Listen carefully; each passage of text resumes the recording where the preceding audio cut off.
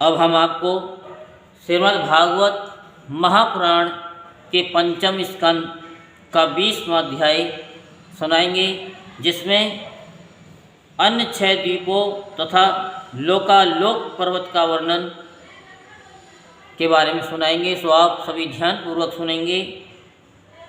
श्री सुखदेव जी कहते हैं कि राजन, अब परिमाण, लक्षण और स्थिति के अनुसार पलाक्षादि अन्य द्वीपों के वर्ष विभाग का वर्णन किया जाता है।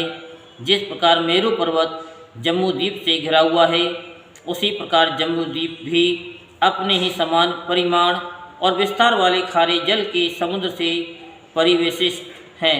फिर खाई जिस प्रकार बाहर के उपवन से घिरी रहती है, उसी प्रकार छार समुद्र भी अपने से दूने विस्तार वाले पलक्ष द्वीप से घिरा हुआ है। जम्बू द्वीप में जितना बड़ा जामुन का पेड़ है, उतने ही विस्तार वाला ये स्वर्ण पाकर का वृक्ष है। उसी के कारण इसका नाम पलक्ष द्वीप हुआ है। यहाँ 7 जिह्वाओं वाले अग्निदेव विराजते हैं। इस द्वीप के अधिपति प्रियव्रत पुत्र महाराज इद्धमझिन थे। उन्होंने इसको 7 वर्षों में विभक्त किया और उन्हें उन वर्षों के समान ही नाम वाले अपने पुत्रों को सौंप दिया तथा स्वयं अध्यात्म योग का आश्रय लेकर उपरत हो गए। इन वर्षों के नाम शिव, यवस, सुभद्र, शांत, क्षेम, अमृत और अभय हैं। इनमें भी 7 पर्वत और 7 नदियां ही प्रसिद्ध हैं। वहाँ मणिकूट, वज्रकूट, इंद्रसेन, ज्योतिष्मान, सुपर्ण, हिरण्यष्टि और मेघमाला ये 7 मर्यादा पर्वत हैं तथा अरुणा, निर्माण और आंगिरसी, सावित्री, सुप्रभाता, ऋतंभ्रा और शतंभ्रा ये 7 महानदियाँ हैं।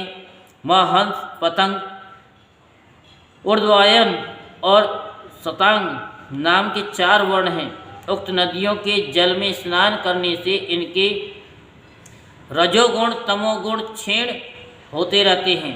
इनकी आयु 1000 वर्ष की होती है। इनके शरीरों में देवताओं की भांति थकावट, पसीना आदि नहीं होता और संतान उत्पत्ति भी उन्हीं के समान होती है।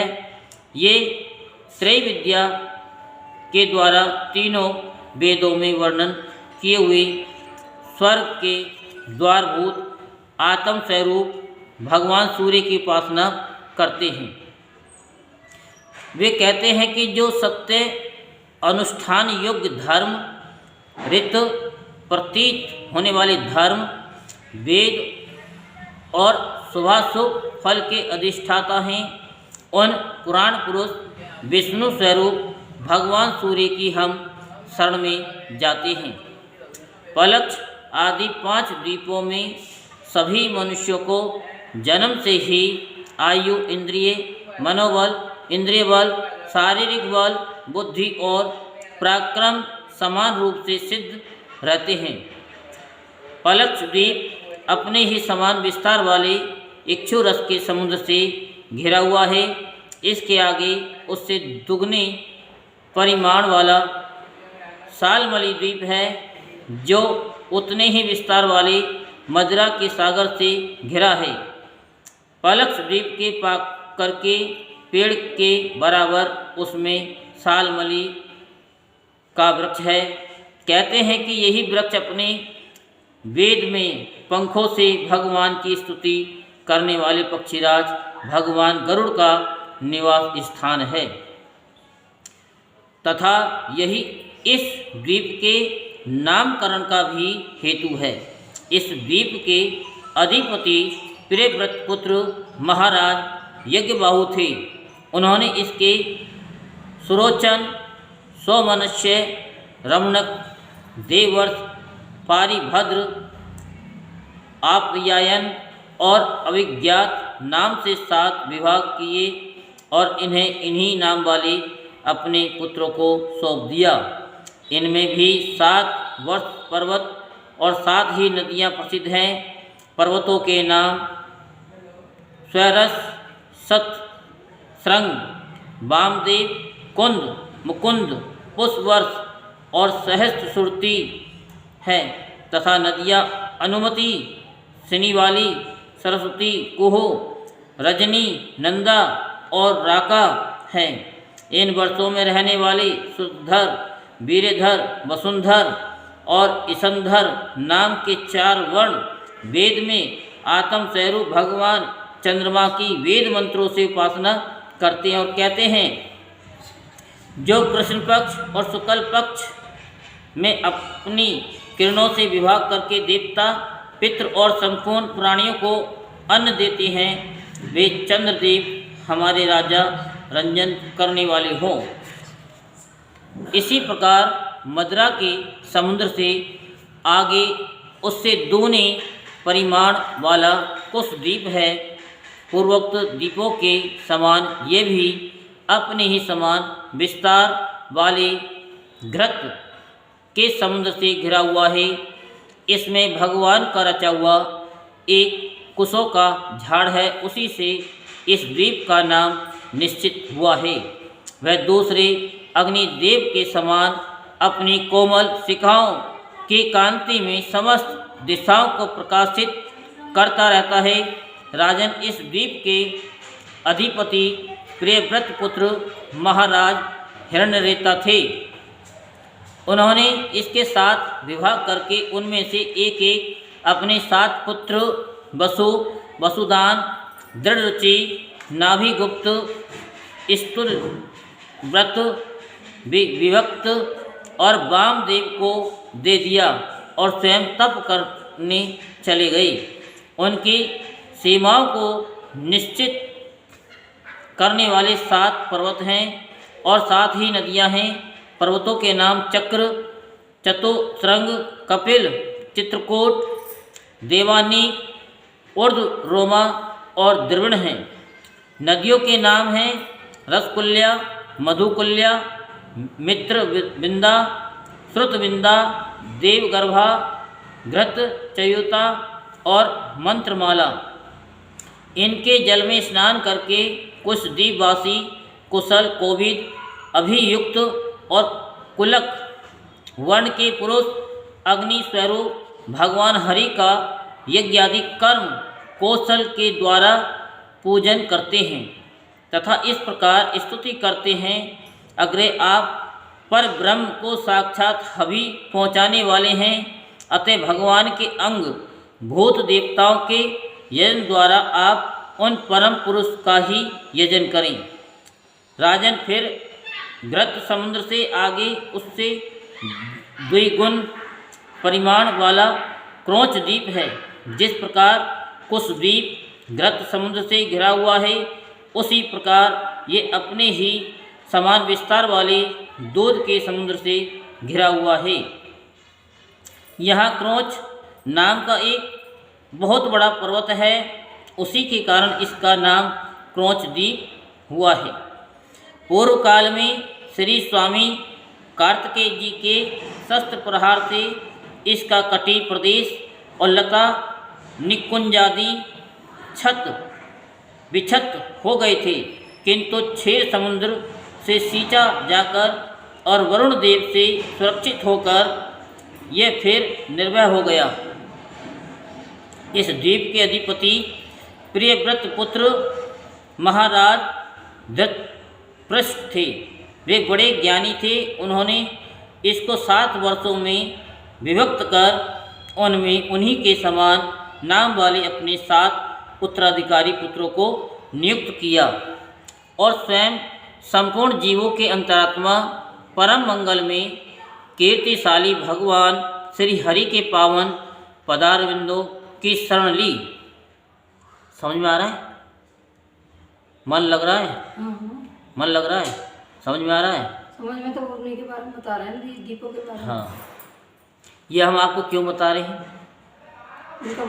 उसका वर्णन कर रहे हैं। नहीं, वर्णन तो कर रहे हैं। हाँ। ये चीज़ें समझ में तो आती नहीं। ना।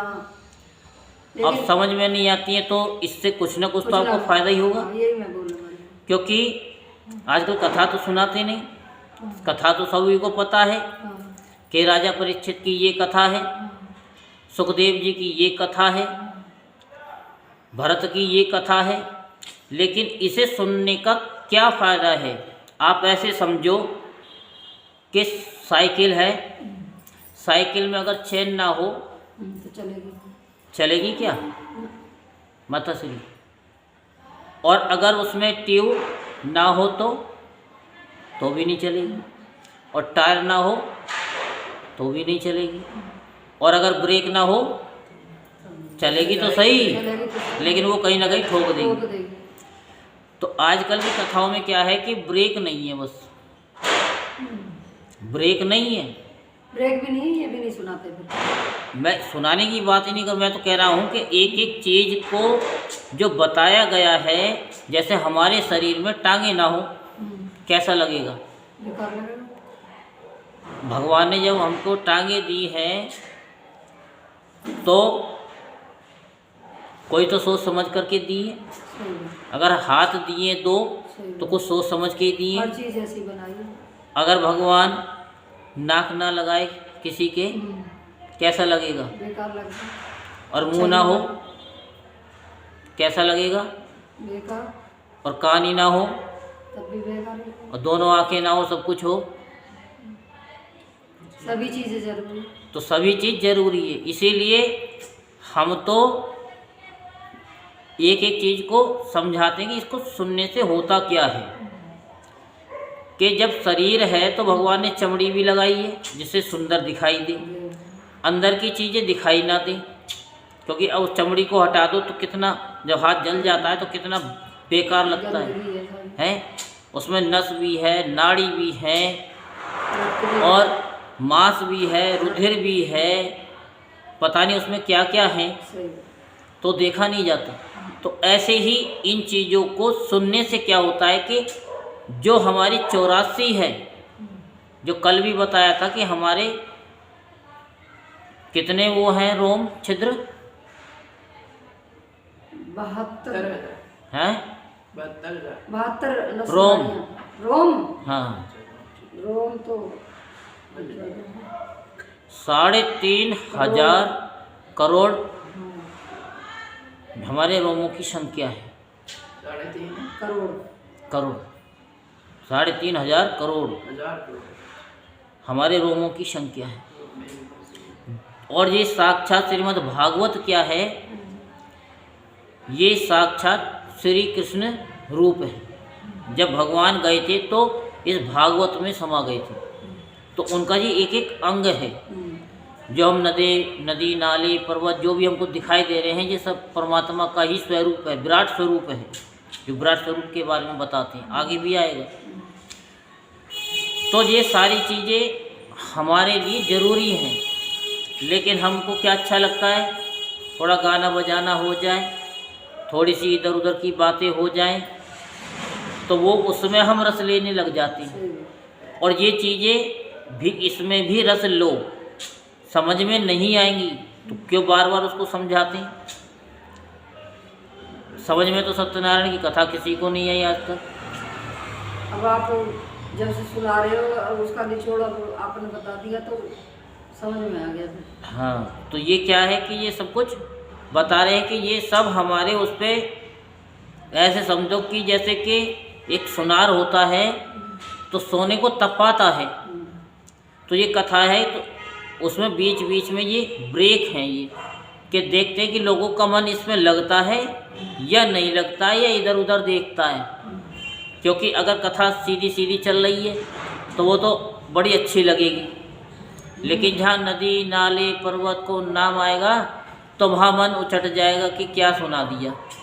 लेकिन ये नहीं पता कि जब सोने को तपाया जाता है तो उसके अंदर उतना ही निखार आता है। कि इनमें अगर मन लग गया तो बाहर के चीज़ों में फिर मन नहीं लगने वाला, फिर तो अंदर की यात्रा शुरू हो जाएगी अध्यात्म की। अगर इनमें मन लग गया तो अध्यात्म की यात्रा शुरू हो जाएगी जिसके लिए मनुष्य का शरीर मिला है। नहीं तो फिर ताली बजाओ और खाली हो जाओ। तो यही चीज़ बता रहे हैं कि परम मंगल में कीर्तिशाली भगवान श्री हरि के पावन पदारविंदों की शरण ली। तो जब हम सुने तो भगवान के श्री चरणों का हमें ध्यान रहे। समझ में आ रहा है तो ठीक, नहीं आ रहा तो ठीक, आज नहीं तो कल समझ में। जब हम ध्यान लगाते हैं तो हमें कुछ दिखाई नहीं देता, अंधेरा ही अंधेरा नज़र आता है। जब बरसों हो जाते हैं तो कुछ प्रकाश सा आता है, फिर हम उन क्रियाओं को करते हैं तो फिर वो प्यारा नज़र आने लग जाता है। तो वही सारी चीज़ें बताई जा रही हैं। तो महाराज घृतपृष्ठ के आम मधुरुद और मेदपृष्ठ सुधामा, राजिष्ठ, लोहितान और वनस्पति ये 7 पुत्र थे। उनके वर्षों में भी 7 वर्ष पर्वत और 7 ही नदियाँ कही जाती हैं। पर्वतों के नाम शुक्ल, वर्धमान, भोजन, उपवरिणी, नंदनंदन और सर्वतोभद्र है। तथा नदियों के नाम हैं अभया, अमृतोधा, आर्यका, तीर्थवती, वृत्ति रूपवती, पवित्रवती और शुक्ला। इनके पवित्र और निर्मल जल का सेवन करने वाले वहाँ के पुरुष ऋषभ, द्रविण और देवक नामक 4 वर्ण वाले निवासी जल से भरी हुई अंजलि के द्वारा आपो देवता, जल के देवता की उपासना करते हैं और कहते कि हे जल के देवता, तुम्हें परमात्मा से सामर्थ्य प्राप्त है। तुम भू, भुवः और स्वः तीनों लोकों को पवित्र करते हो, क्योंकि स्वरूप से ही पापों का नाश करने वाले हो। हम अपने शरीर से तुम्हारा स्पर्श करते हैं, तुम हमारे अंगों को पवित्र करो। किनसे? जल से। अब ये बताओ, बिना जल के कौन सा काम होता है? नहाते हैं तो जल से, कपड़े धोते हैं तो जल से, खाना बनाते हैं तो जल से। कौन सा ऐसा काम है जो जल से नहीं होता? जल से होता है। और जल से ही शुद्धिकरण होता है। पीते भी जल ही। और 75% शरीर के अंदर जल ही हमारे, इसके बिना तो इंसान जीवित ही नहीं रह सकता। इसी प्रकार क्षीर समुद्र से आगे उसके चारों ओर 32 लाख योजन विस्तार वाला शाक द्वीप है, जो अपने ही समान परिमाण वाले मट्ठे के समुद्र से घिरा हुआ है। इसमें शाक नाम का एक बहुत बड़ा वृक्ष है, वही इस क्षेत्र के नाम का कारण है। उसकी अत्यंत मनोहर सुगंध से सारा द्वीप महकता रहता है। मेधातिथि नामक उसके अधिपति भी राजा प्रियव्रत के ही पुत्र थे। उन्होंने भी अपने द्वीप को 7 वर्षों में विभक्त किया और उनमें उन्हीं के समान नाम वाले अपने पुत्र प्रोजव, मनोजव, पवमान, धूम्रानी, चित्ररेप, बहुरूप और विश्वधार को अधिपति रूप से नियुक्त कर स्वयं भगवान अनंत में दत्तचित्त हो तपोवन को चले गए। इन वर्षों में भी 7 मर्यादा पर्वत और 7 नदियाँ ही हैं। पर्वतों के नाम ईशान, उरुश्रृंग, बलभद्र, सतकेशर, सहस्त्र, स्तोत्र, देवपालक और महानस हैं तथा नदियाँ अनघा, आयुर्धा, उभय, स्पृष्टि, अपराजिता, पंचपदी, सहस्रश्रुति और निज श्रुति और निज धुरती हैं। उस वर्ष के ऋतव्रत, सत्यव्रत, दानव्रत और अनुव्रत नामक पुरुष प्राणायाम द्वारा अपने रजोगुण तमोगुण को छीण कर महान समाधि के द्वारा वायु रूप श्री हरि की आराधना करते हैं और इस प्रकार उनकी स्तुति करते हैं। ये सुनने के लायक है, क्योंकि ये ध्यान की गहराइयों में ले जाती है ये कथा। क्योंकि जब हम ध्यान साधना करते हैं तो वायु के द्वारा जो हमारी सांस आती है और जाती है वो ब्रह्मांड में गूंजती हुई जाती है। नदी, नाले, पर्वत सबसे टकराती हुई वहाँ से 6 गुनी होती हुई हमारे अंदर प्रविष्ट हो जाती है। जो प्राणादि वृत्ति रूप अपनी ध्वजाओं के सहित प्राणियों के भीतर प्रवेश करके उनका पालन करते हैं तथा संपूर्ण दृश्य जगत जिनके अधीन है वे साक्षात अंतर्यामी वायु भगवान हमारी रक्षा करें। पहले जल की हम जल देवता को प्रणाम करें, फिर वायु को प्रणाम करें कि हमारी रक्षा करें, क्योंकि बिना हवा के भी तो हम नहीं रह सकते। क्योंकि ये वायु किसकी है? भगवान की है। इसी तरह मट्ठे के समुद्र से आगे उसके चारों ओर उससे दुगने विस्तार वाला पुष्कर द्वीप है। ये चारों ओर से अपने ही समान विस्तार वाले मीठे जल के समुद्र से घिरा है। वहाँ अग्नि की शिखा के समान दीप्यमान लाखों स्वर्ण में पंखुड़ियों वाला एक बहुत बड़ा पुष्कल कमल है, जो ब्रह्मा जी का आसन माना जाता है। उस द्वीप के बीचों बीच उसके पूर्वीय और पश्चिमीय विभागों की मर्यादा निश्चित करने वाले मानस्तर नाम का एक पर्वत है। ये 10,000 योजन ऊंचा और उतना ही लंबा है। इसके ऊपर चारों दिशाओं में इंद्र आदि लोकपालों की 4 पुरियां हैं। इन पर मेरु पर्वत के चारों ओर घूमने वाले सूर्य के रथ का संवत्सर रूप पहिया देवताओं के दिन और रात अर्थात उत्तरायण और दक्षिणायन के क्रम से सर्वदा घूमा करते हैं। उत्तरायण भी आप समझते हो, दक्षिणायन भी आप समझते हो नहीं? उत्तरायण तो हाँ समझते हैं सब। उस द्वीप का अधिपति प्रियव्रत पुत्र वितिहोत्र भी अपने पुत्र रमणक और धातकी को दोनों वर्षों का अधिपति बनाकर स्वयं अपने बड़े भाइयों के समान भगवत सेवा में ही तत्पर रहने लगा था।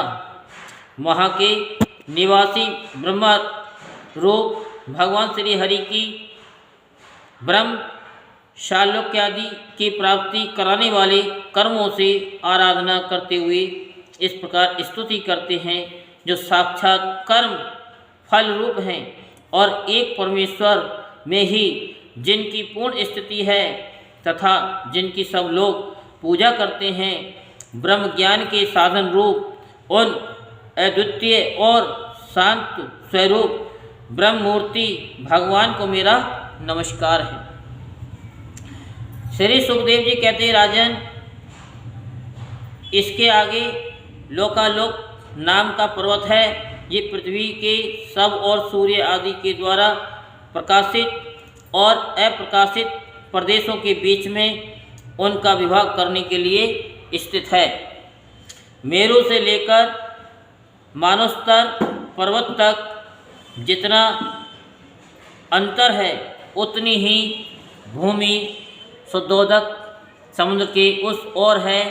उसके आगे स्वर्णमयी भूमि है जो दर्पण के समान स्वच्छ है। इसमें गिरी हुई कोई वस्तु फिर नहीं मिलती, इसलिए वहाँ देवताओं के अतिरिक्त और कोई प्राणी नहीं रहता। लोकालोक पर्वत सूर्य आदि से प्रकाशित और अप्रकाशित भूभागों के बीच में है, इससे इसका यह नाम पड़ा है। इसे परमात्मा ने त्रिलोकी के बाहर उसके चारों ओर सीमा के रूप में स्थापित किया है। ये इतना ऊंचा और लंबा है कि इसके एक ओर से तीनों लोकों को प्रकाशित करने वाली सूर्य से लेकर ध्रुव पर्यटन समस्त ज्योतिर्मंडल की किरणें दूसरी ओर नहीं जा सकती। विद्वानों ने प्रमाण, लक्षण और स्थिति के अनुसार संपूर्ण लोकों का इतना ही विस्तार बतलाया है। ये समस्त भूलोक 50 करोड़ योजन है। इसका चौथाई भाग अर्थात 12.5 करोड़ योजन विस्तार वाला है। यह लोकालोक पर्वत है। इसके ऊपर चारों दिशाओं में समस्त संसार के गुरु स्वांभू श्री ब्रह्मा जी ने संपूर्ण लोकों की स्थिति के लिए ऋषभ, पुष्कर, चोड़, वामन और अपराजित नाम के 4 गजराज नियुक्त किए हैं। इन दिग्गजों की और अपने अंश स्वरूप इंद्रादि लोकपालों की विविध शक्तियों की वृद्धि तथा समस्त लोगों के कल्याण के लिए परम ईश्वरी के अधिपति सर्वांतर्यामी परम पुरुष श्री हरि अपने विश्वक्सेन आदि पार्षदों के सहित इन पर्वतों पर सब और विराजते हैं। वे अपने विशुद्ध सत्व श्री विग्रह को जो धर्म, ज्ञान, वैराग्य और ऐश्वर्य आदि 8 महासिद्धियों से संपन्न है धारण किए हुए हैं। उनके कर कमलों में शंख, चक्रादि आयुध सुशोभित हैं। इस प्रकार अपनी योग माया से रचे हुए विविध लोकों की व्यवस्था को सुरक्षित रखने के लिए वह इसी लीला में रूप से कल्प के अंत तक महासव और रहते हैं। लोकालोक के अंतर्वर्ती भूभाग का जितना विस्तार है उसी से उसके दूसरी ओर के अलोक प्रदेश के परिमाण की भी व्याख्या समझ लेनी चाहिए। उसके आगे तो केवल योगेश्वरों की ही ठीक गति हो सकती है। जिनकी योगेश्वरों राजन, स्वर्ग और पृथ्वी के बीच में जो ब्रह्मांड का केंद्र है वही सूर्य की स्थिति है। सूर्य और ब्रह्मांड गोलक के बीच में ये सब और 25 करोड़ योजन का अंतर है। सूर्य इस मृत अथवा मरे हुए अचेतन अंडज अंड में वैराज्य रूप से विराजते हैं। इसी से इसका नाम मार्तंड हुआ है। ये हिरण्य में ज्योतिर्मय ब्रह्मांड से प्रकट हुए हैं, इसलिए उन्हें हिरण्यगर्भ भी कहते हैं। सूर्य के द्वारा ही दिशा, आकाश, धूलोक, अंतरिक्ष लोक और भूलोक, स्वर्ग और मोक्ष के प्रदेश, नरक और रसातल तथा अन्य समस्त भागों का विभाग होता है। सूर्य ही देवता, तिर्यक, मनुष्य, सरीसृप और लता वृक्षादि समस्त जीव समूह के आत्मा और नेत्रेंद्रिय के अधिष्ठाता हैं। यहीं पर श्रीमद् भागवत महापुराण के 5 स्कंद का 20वां अध्याय संपूर्ण होता है। बोल वृंदावन बिहारी लाल की जय। ये जो आपको कथा आपको मिल रही, बड़ी किस्मत से मिल रही है। पता नहीं कौन से करोड़ करोड़ पुण्य उदय हुए हैं जो आपको मिली। और यूट्यूब के माध्यम से जो सुनने हैं उनको, फेसबुक के माध्यम से जो सुनने हैं उनको, ट्विटर के माध्यम से सुनने हैं उनको, वो बड़े बड़भागी हैं जो इनको कथा मिल रही है। और नहीं तो ये कथा हर एक कोई नहीं सुना सकता। राधे राधे तो बोलना ही पड़ेगा। जय जय श्री राधेश्याम, जय जय श्री राधेश्याम, जय जय श्री राधेश्याम।